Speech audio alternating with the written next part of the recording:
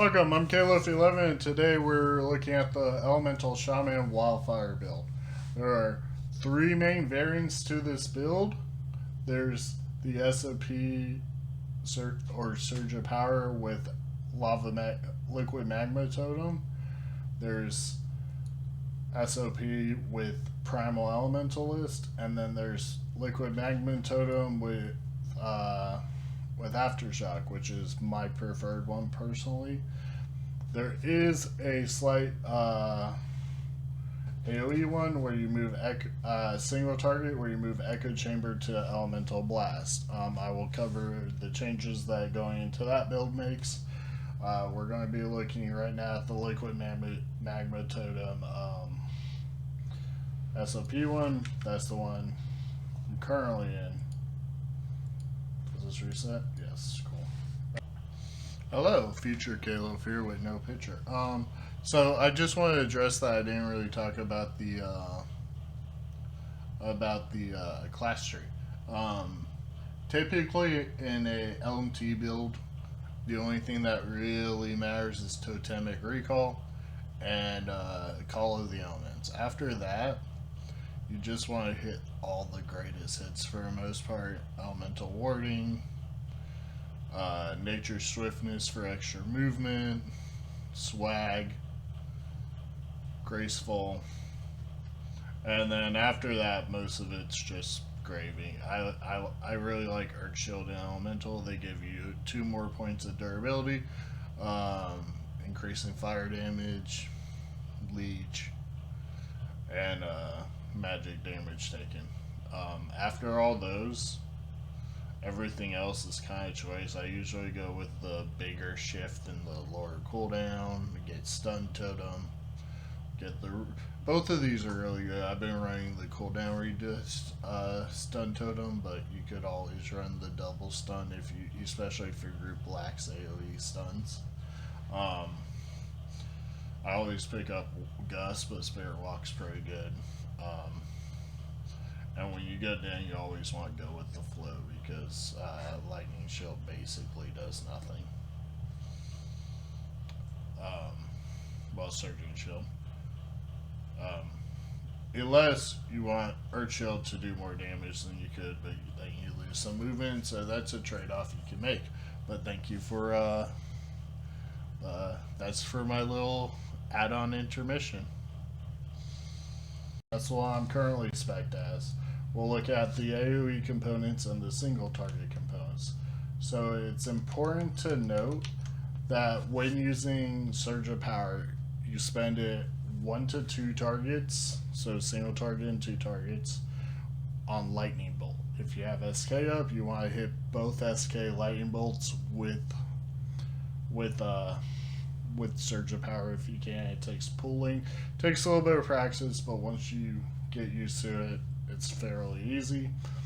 3 to 5 targets, the only thing that's worth spending it on is Flame Shock. Generally, you'll spend anything that's on Flame Shock naturally just on Lava Burst, which will reduce your elemental cooldown, which is perfectly fine. At 6+, use Chain Lightning for SOP spending. That's Chain Lightning with SOP. You do not use Chain Lightning or Lightning Bolt as anything other than fillers if they are not being buffed. So if you don't have Surge of Power on 1 to 2 targets, SK at any target count, or Surge of Power at 6+. If you don't have any of those 3 buffs, you do not use Lightning Bolt or Chain Lightning except as filler when you have no Lava Burst.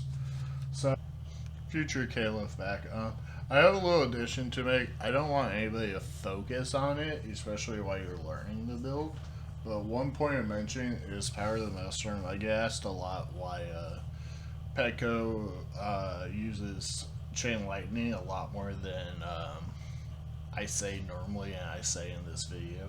And one of the reasons I believe is because he utilizes Power of the Maelstrom procs, which in theory I do believe is worth it. And again, I do think it's on equal value to Surge of Power with Chain Lightning on 6+.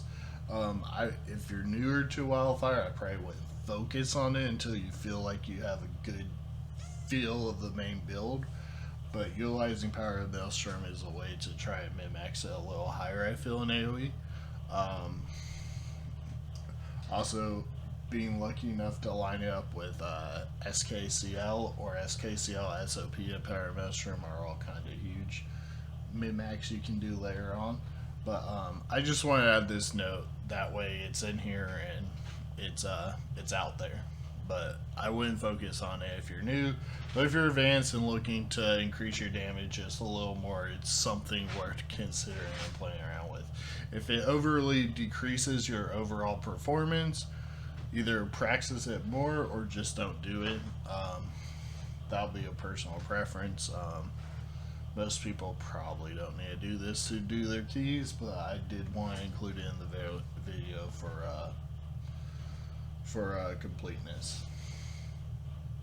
So, a general opening for AoE is going to be Liquid Magma Totem into Primordial Wave into Flame Shock. If you think you have time, you can take a chance by going Flame Shock, Liquid Magma Totem, Primordial Wave. There is a small chance that your Liquid Magma Totem will overwrite your Flame Shock, but if it doesn't and you have 6 targets or more, that gives you a great opportunity to get all 6 and maximize the buff you get from Primordial Wave, from the Splintered Elements talent. Let me cover a few of the notable talents. So you have Primordial Wave, which all your lava bursts hit every target for 8% damage, and you get all the Maelstrom from those. And also, when you use Primordial Wave, it applies an extra Flame Shock. Then we have the Rolling Magma, which is very important for this build, and it's the reason you play this build how you do, is every time you cast a Lava Burst or your Lava Burst overloads, it reduces the cooldown of Primordial Wave by 1 second. So, part of this build is trying to use Primordial Wave as often as possible. The main reason for that is the Splintered Elements buff, which for every Lava Burst Primordial Wave sends out, you get 10% haste bonus for 12 seconds. This means if you have 5 or all 6 out, because Flame Shock is capped at 6, you can get 50% or 60% haste. The other really big notable hitter that doesn't change any Wildfire build is Skybreaker's Fiery Demise. This, every time your Flame Shock crits, reduces the cooldown of your Fire and Storm Elemental by 1 second. During Wildfire, we use Fire Elemental for a very specific reason. It pairs so well with Skybreakers because the other part is your Flame Shocks have 50% increased critical strike chance, which increases the damage of your Flame Shocks by a lot. In addition to that, because you have a higher uptime of your Fire Elemental, it also they feed into each other, because Fire Elemental went up also gives you 33% faster Flame Shocks, and Flame Shock lasts 100% longer. So it makes the ticks of Flame Shock go a lot faster. It makes you have to put less Flame Shocks out, and your Flame Shocks do a lot of damage because of Skybreaker's Fiery Demise. So in AoE, your typical opener is something to look like Liquid Magma Totem. Like I said, it's going to be Liquid Magma Totem, Flame Shock, P-Wave. If you have the time, you can go Flame Shock, Liquid Magma Totem, P-Wave, Flame Shock, and you might get 6 if Liquid Magma Totem doesn't overwrite the first Flame Shock. At that point, you'll have your buff. If you want your Fire Elemental up whenever you can, because every Flame Shock you have out taking is going to reduce its cooldown. So what happens after that depends on what you get, what procs, what doesn't proc. If you're doing a really big pack, one thing you can do is you can Totemic Recall for another Liquid Magma Totem. So liquid magnetone scales with haste, so you get 50 to 60% haste from your primordial wave from splintered elements, and increases the damage both liquid magnetones do.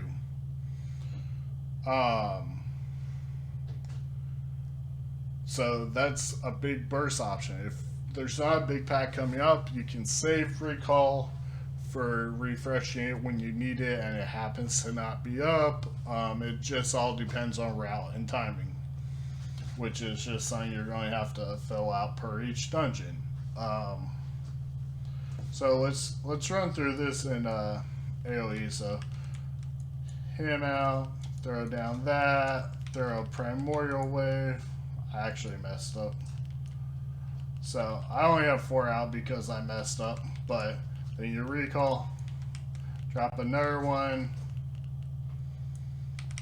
spend on Earthquake, out of Lava Burst, so throw in a Chain Lightning, spend. You have SK, so use SK, spend, SK, spend, and then throw out Lava Burst. Oh look, I already have P-Wave back. So you throw out more P-Waves, throw out more Lava Bursts. We're getting really unlucky here because Fire Elemental is already up. But we're getting unlucky because I don't think there's a Dre proc. So when you get a Dre proc, Ascendance procs, which means you shoot out extra flame shocks just like when you use P-Wave. And that happens every time it procs, even if you're in the middle of a proc. So it's really important to try to get those because every Lava Burst you cast is going to have a chance to proc it, and every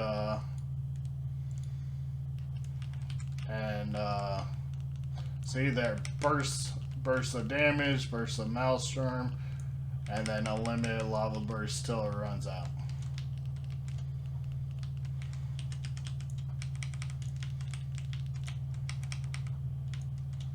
Accidentally double tapped SK there, but that's the basic rotation. So if for some reason you can't recall and you don't have liquid magnetone, what you would do is you would spend your SOP at 3 to 5 targets on getting extra flame shocks out there. So there, all my flame shocks are now up without using liquid magnetone. And if you have SOP on 3 plus, I would say that's how you do it. If you have 6 or more, I would still get all 6 flame shocks before spending on Chain Lightning personally. But I also don't play with SOP, so there's that. In single target, the rotation is very simple. Basically nothing changes besides you're trying to fit XK into a SOP window. So I'll show you how that's done. So Fire Elemental, throw out some Lava Burst, don't do that. Throw out Liquid Magnetone, build up Maelstrom.